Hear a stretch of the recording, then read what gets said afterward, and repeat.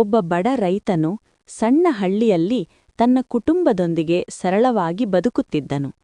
ಅವನಿಗೆ ಸ್ವಲ್ಪ ಜಮೀನು ಮಾತ್ರ ಇದ್ದರೂ ಅದನ್ನು ಪ್ರೀತಿಯಿಂದ ಬೆಳೆಸುತ್ತಿದ್ದನು.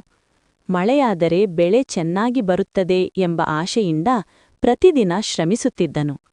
ಕೆಲವೊಮ್ಮೆ ಬರ ಬಂದಾಗ ಅವನಿಗೆ ದೊಡ್ಡ ಸಂಕಷ್ಟ ಎದುರಾಗುತ್ತಿತ್ತು. ಆದರೂ ಆತನು ಧೈರ್ಯ ಕಳೆದುಕೊಳ್ಳದೆ ಮತ್ತೆ ಕೆಲಸಕ್ಕೆ ತೊಡಗುತ್ತಿದ್ದನು. ತನ್ನ ಮಕ್ಕಳಿಗೆ ಉತ್ತಮ ಶಿಕ್ಷಣ ಕೊಡಬೇಕು ಎಂಬುದು ಅವನ ದೊಡ್ಡ ಕನಸಾಗಿತ್ತು. ಕಡಿಮೆ ಆದಾಯ ಇದ್ದರೂ ಕುಟುಂಬದವರನ್ನು ಸಂತೋಷವಾಗಿರಿಸಲು ಪ್ರಯತ್ನಿಸುತ್ತಿದ್ದನು. ಪ್ರಾಮಾಣಿಕತೆ, ಪರಿಶ್ರಮ ಮತ್ತು ಸಹನೆ ಅವನ ಜೀವನದ ಮುಖ್ಯ ಗುಣಗಳಾಗಿದ್ದವು. ಸಮಾಜದಲ್ಲಿ ಬಡವನಾದರೂ ಮನಸ್ಸಿನಲ್ಲಿ ಶ್ರೀಮಂತನಾಗಿದ್ದನು. ಇಂತಹ ರೈತರು ನಮ್ಮ ದೇಶದ ಬೆನ್ನೆಲುಬಾಗಿದ್ದು, ಅವರ ಪರಿಶ್ರಮದಿಂದಲೇ ಎಲ್ಲರಿಗೂ ಅನ್ನ ಸಿಗುತ್ತದೆ. ಆದ್ದರಿಂದ ರೈತರನ್ನು ಗೌರವಿಸುವುದು ನಮ್ಮ ಕರ್ತವ್ಯವಾಗಿದೆ.